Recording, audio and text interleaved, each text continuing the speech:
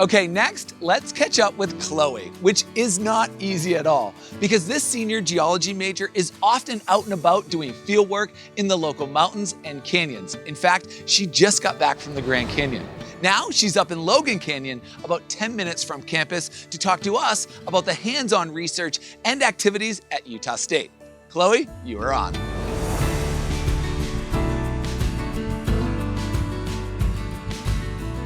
Hi everyone, I'm here to talk to you today about my hands-on learning and research experience here at Utah State. People always ask me why I decided to be a geologist, and the classic answer is I love to be outside. Utah is an amazing state because there is so much to do and it is so diverse. There are mountain forests here in northern Utah where you can go kayaking, caving, hiking and biking, but there are also beautiful desert landscapes to the south where you can go canyoneering, rock crawling, and so much more. But the real reason that I love geology is a little more poetic than just being outside. I love storytelling, and being able to understand geology is like knowing a secret language about our world. I also love archaeology because it's just like geology but for people.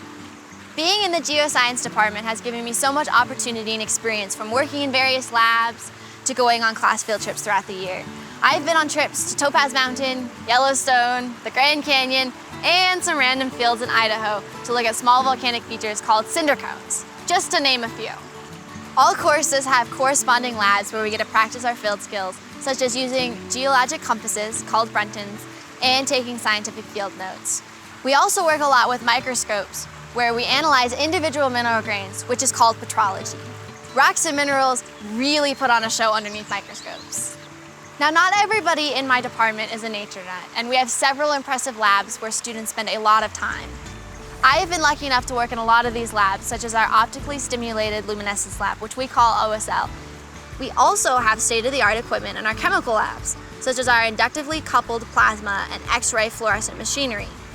One of my favorite hands-on activities is our Rock and Fossil Day, where we offer tons of free and informational activities for the public.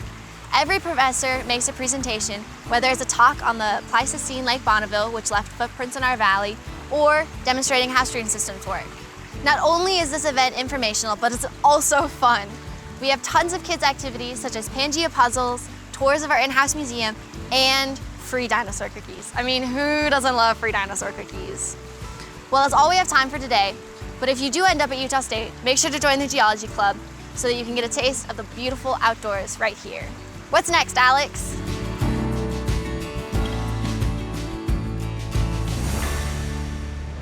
Chloe, it sounds like this is the best possible place for you to combine your love for the outdoors with incredible research activities and learn all these techniques and new technology. Get back out there and keep listening to those stories the rocks are telling you. Thanks again.